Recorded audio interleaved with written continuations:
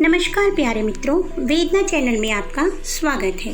मेरी आज की कहानी का शीर्षक है निशब्द। आज भी कक्षा में धीरज की जगह अगर कोई और छात्र सुरभि को लेकर चुगलबाजी करता तो उन्हें तनिक भी बुरा नहीं लगता, पर वो सुरभि को फूटी आंखों से भी देखना पसंद नहीं करते थे, क्योंकि वो उनके स्कूल में काम करने वाले दीनू माली की बेटी थी और बचपन से स्कॉलरशिप पर अपनी मेहनत और लगन से पढ़ती चली आ रही थी।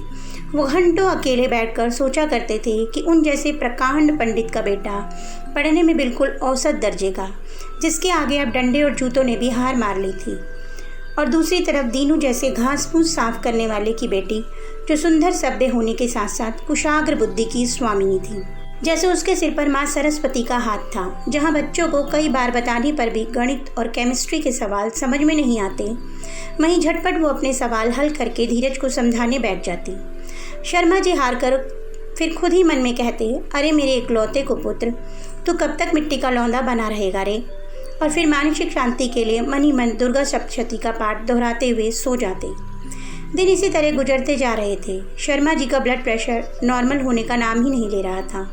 वो दुनिया भर के शांति पाठ का सस्वर पाठ करते, मन में ओम का मंत्र भी जपते, पर जैसे ही सुरभि को धीरज से हर बात में अव्वल आते देखते, उनके मस्तिष्क की कोई नस बेसुरा टेबल की भांति बजने लगती।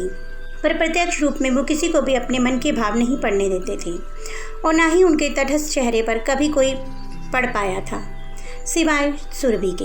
वो जानती थी कि मास्टर जी उससे बहुत नफरत करते थे, और जहाँ भी कक्षा के सभी छात्रों को बड़े उदार भाव से नंबर देते, वहीं उसकी कॉपी जांचते वक्त वो मच्छर से भी अपना खून चुसवाने को तैयार रहते, पर उनकी निगाहें गलती ढूंढने से नहीं हटती। जब कोई गलती नहीं निकाल पाते तब अपने मन से नंबर काट लेते, और कहने के लिए उनके पास 100 बहाने होते। दूसरों की कॉपी में ताका झांकी कर रही थी, या फिर देर से कॉपी जमा की, इसलिए नंबर मजबूरन काटना पड़ा। हालांकि कहीं न कहीं उनकी आत्मा जिंदा थी, इसलिए वो कभी यह बात सुरभि की आंखों में आंखें डालकर नहीं कह पाई, पर सुरभि ने कभी उनकी किसी बात का प्रतिरोध नहीं किया। वो जानती थी उनके मन की पीड़ा और उनके गृहस्थ जीवन की लाचारियाँ। इस साल मास्टर साहब रिटायर होने वाले थे, और अगर इस साल धीरज पास न हो सका या कहीं नौकरी नहीं पा सका तो उनके घर में 2 जून की रोटी की दिक्कत हो जाएगी।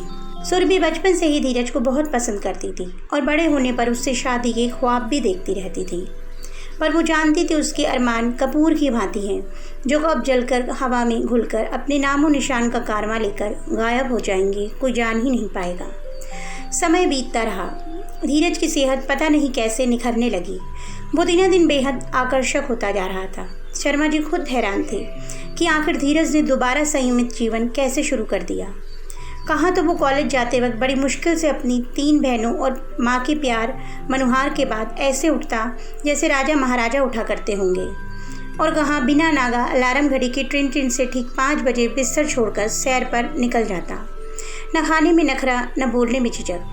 अब पहले की तरह लौकी देखकर उसे पहलवानों का मुदगर याद नहीं आता था, और ना ही करेला देखकर मितली। ये सब कमाल सुरभि का ही था।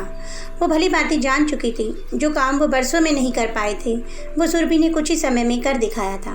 पर मास्टर साहब इस बात से खुश नहीं थे, क्योंकि उन्हें लगता था कि कहीं सुरभि उनसे बदला लेने के लिए ही तो उनके इकलौते बेटे को अपने बस में नहीं कर रही है। अकेले में बैठकर सोचते कि उन्होंने उम्र भर सुरभि की बेइज्जती की और उसे बात बात पर नीचा दिखाया, इसीलिए सुरभि अब उनसे उनका बेटा हथियार लेना चाहती है। रातों को नींद न आती। वो जितना इस ख्याल को झटकते वो उन पर और ज़्यादा हावी हो जाते। कभी कभी नींद में उठकर बड़बड़ाने लगते कि बचाओ बचाओ, देखो वो धीरज को अपने साथ ले जा रही है। पत्नी, बेटियां और धीरज उन्हें घेरे खड़े रहते, पर वो किसी की तरफ आंख उठाकर न देखते। जितना धीरज में आत्मविश्वास आ रहा था, उतना ही शर्मा जी का मनोबल गिरता जा रहा था। जब उन्हें कुछ समझ में नहीं आता तो आधी रात में भी जलकर कुएं में पानी भरकर नहाने लगते। पत्नी बेचारी अधपगला सी गई थी। उसे लगता कि कहीं शर्मा जी किसी चिंता में डूबकर आत्महत्या न कर लें, इसीलिए उसकी नींद, चैन सब उड़ चुका था, और वो बस चुपचाप उनके पीछे पीछे चलती रहती। कुछ दिनों बाद नतीजा यह हुआ कि पत्नी की हालत ज़्यादा ख़राब रहने लगी, क्योंकि शर्मा जी तो कॉलेज से आने के बाद खा पी कर दिन में सो जाते थे, पर पत्नी को तो कोल्हू के बैल की तरह दिन भर काम करना पड़ता था, और रात में जाग जाग कर शर्मा जी की चौकसी। धीरज भी उनसे हर तरह से पूछकर थक चुका था, पर शर्मा जी आखिर बताते तो क्या बताते। किसी के सद्गुणों से वो जले मरे जा रहे हैं या फिर धीरज को उन्हें छोड़ देने का डर उन्हें 24 घंटे सता रहा है। समय तो अपनी घड़ी से मुस्कुराता हुआ चलता रहा, पर शर्मा जी जरूर थक कर बैठ चुके थे। परीक्षाओं के दिन नज़दीक आते जा रहे थे और कॉलेज की जिम्मेदारियों ने उन्हें आजकल इतना व्यस्त कर रखा था कि वो सुरभि पुराण अपने दिमाग में लाने से बच रहे थे। परीक्षाएं हुई और हमेशा की तरह इस बार भी सुरभि ने पूरा कॉलेज टॉप किया, पर आश्चर्य और खुशी तो उन्हें इस बात की हुई कि बड़ी मुश्किल से पास होने वाले धीरज बस कुछ ही नंबरों से सुरभि से पीछे था। मास्टर जी को पहली बार अपने पुत्र की योग्यता पर घी के दिए जलाने का मन हुआ। ये बात और है कि घर पर उन्होंने उस दिन जरा सा घी डलवाकर खीर बनवाई और अपने हाथों से धीरज को खिलाई। उनकी पत्नी भी निहाल हुई जा रही थी। वो खीर में जितनी ममता उड़ेल सकती थी उससे ज़्यादा अपने हाथों की फुर्ती से उड़ेल रही थी। बहनें आस पड़ोस में दौड़ दौड़ कर सबको अपने भाई की यशोगाथा बयान कर रही थी। पर जिस इंसान की वजह से यह दुष्कर कार्य संभव हुआ था वो हमेशा की तरह कहीं अकेली बैठी मौन थी। दूसरे ही दिन शर्मा जी को कॉलेज में पता चला कि जिस छात्र के सबसे ज़्यादा अंक आए हैं उसे वहीं पर संविदा नियुक्ति के तहत अध्यापक रख लिया जाएगा और अगर बाद में कोई संशोधन हुआ तो उसकी नौकरी पक्की भी हो सकती है। बस इतना सुनना था कि शर्मा जी को जैसे नाग ने डस लिया। अब घास फूस उठाने वाली लड़की मास्टरनी बनेगी और उनका लड़का क्या होगा धीरज का। ये सोच सोचकर उनके कलेजे पर सांप नोचने लगते। जिस दिन नियुक्ति होनी थी उसके एक दिन पहले रात के समय धीरज उनसे बहुत ही दुखी स्वर में बोला, सुरभि की तबीयत बहुत ख़राब है, बुखार के साथ साथ उसे उल्टियाँ भी हो रही हैं, तो उसने दीनू काका से कहलवाया है कि कल वो कॉलेज नहीं जा पाएगी। शर्मा जी जो कि सुबह से गुमसुम पड़े थे इतना जोर से उचककर ज़मीन पर बैठे जैसे बिजली का नंगा तार उन्होंने छू गया हो। ऐसा लगा जैसे उनकी सारी पूजा पाठ आज सफल हो गई। माँ दुर्गा की ऐसी अप्रत्याशित कृपा की तो उन्होंने परिकल्पना भी नहीं की थी। वे धीरे से बोले, पूजा पाठ सच ही है बेटा, कभी व्यर्थ नहीं जाती। धीरज अस्पष्ट स्वर ही सुन पाया, इसलिए उसने दोबारा पूछा, क्या कह रहे हैं पापा? अरे मैं तो यह कह रहा हूँ कि भगवान है ना, वो उसे ठीक कर देंगे, तू परेशान मत हो। और यह कहकर वो सालों बाद अपनी पत्नी को छोड़ते हुए बोले, मेरे घर की अन्नपूर्णा, जरा मुझ भूखे को भी प्रसाद दे दो। पत्नी का मन इतने प्रेम भरे शब्दों से गदगद हो गया। उसके कान सालों से तरस गए उनसे प्यार भरे दो बोल सुनने के लिए।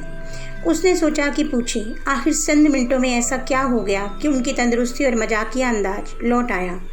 पर वो जैसे कमरे की हर वस्तु को मुस्कुराते देख प्रफुल्लित हो रही थी, इसलिए सिर्फ मुस्कुरा दी। शर्मा जी ने आज बरसों बाद पेट भर खाना खाया था। वो जानते थे कि सुरभि के बीमार पड़ने के कारण उसके बाद वाले विद्यार्थी का चयन किया जाएगा जो नियमानुसार धीरज था। बस यही सोचकर उनके चेहरे की मुस्कुराहट जैसे थमने का नाम ही नहीं ले रही थी। आधी रात के भयानक सन्नाटों में भी उनके कानों में जैसे शहनाइयाँ गूंज रही थी। ऐसी रात है जो लग रहा है कभी कटेगी ही नहीं। वे धीरे से बुदबुदाई, पर सूरज को तो अपने समय से आना ही था। वो नीले आसमान पर अपनी लालिमा बिखेरते आ ही गया। शर्मा जी ने फटाफट धीरज को कॉलेज भेजा और उसके बाद इत्मीनान से दीनू के घर की ओर कुटिल मुस्कान के साथ चल पड़े। वो सुरभि को कॉलेज में नौकरी ना कर पाने के दुख में रोता बिलखता देखना चाहते थे। आज जाकर मेरी आत्मा को शांति मिलेगी, हमेशा मेरे लड़के से आगे रही, आज देखता हूँ कैसे पिलक पिलक के रो रही होगी। मन ही मन शर्मा जी हंसते हुए बोले। वो दरवाज़ा खटखटाते इससे पहले ही दीनू की आवाज़ उनके कानों में पड़ी, बिटिया ये क्या कर दिया? जिस दिन का सपना देखकर तूने दिए की लौ में इतने साल पढ़ाई की, आज तूने उसी नौकरी को हंसते हंसते ऐसे ठुकरा दिया जैसे वो सपना तेरी आंखों में कभी बसा ही नहीं। हमेशा की तरह सुरभि की मधुर और धीमी आवाज़ सुनाई दी, बापू अगर धीरज ये नौकरी नहीं पाता तो मास्टर जी का घर परिवार कैसे चलता? उनकी तीन बेटियां हैं जिनका ब्याह होना है। मेरा क्या है बापू, मैं अगर फूल भी बेचूंगी तो सब कहेंगे कि माली की बेटी है, फूल नहीं बेचती तो क्या करती? पर बापू धीरज तो मास्टर जी का बेटा है ना। कहते कहते सुरभि का गला रुंध गया और दीनू काका के दहाड़ मारकर रोने की आवाज़ बाहर तक आई जो शर्मा जी के कलेजे को चीरते हुए निकल गई। उनका कलेजा हिल गया और उनका दिल इतने ज़ोर से धड़कने लगा कि उन्हें एक एक धड़कन सुनाई देने लगी। उन्हें लगा उनकी नस नाड़ियों का रक्त जैसे जम गया है और वो चाहकर भी हिलडुल नहीं पा रहे हैं। उनका दिल चित्कार मार रहा था। आंखों से निकली बूंदें टप टप करती सुरभि के घर की पवित्र मिट्टी को सींच रही थी। उन्होंने कांपते हाथों से दरवाज़ा खोला और सुरभि के पास जाकर खड़े हो गए। दीनू हड़बड़ाकर उठ बैठा और गमछे से अपने आंसू पोंछने लगा। सुरभि ने झुककर तुरंत उनके पैर छुए उन्होंने बोलना चाहा, मुझ जैसा पतित इंसान तुझे आशीर्वाद देने के लायक भी नहीं है बेटी, पर शब्द जैसे आंसुओं के साथ मुड़कर उनके गले में ही फंस गए। अश्रुपूर्ण नेत्रों से उन्होंने सुरभि के सर पर हाथ फेरा और उसे हजारों दुआएं देते हुए वे कमरे में आंसुओं की बड़ी बड़ी बूंदें गिराते हुए निकल गए। तो दोस्तों, आपको मेरी कहानी कैसी लगी कमेंट बॉक्स में अवश्य बताइएगा। अगर आपको मेरी कहानी अच्छी लगी तो मेरी कहानी को लाइक कीजिए और मेरे चैनल को सब्सक्राइब कीजिए। कल फिर एक कहानी के साथ मिलूंगी, तब तक के लिए बाय बाय।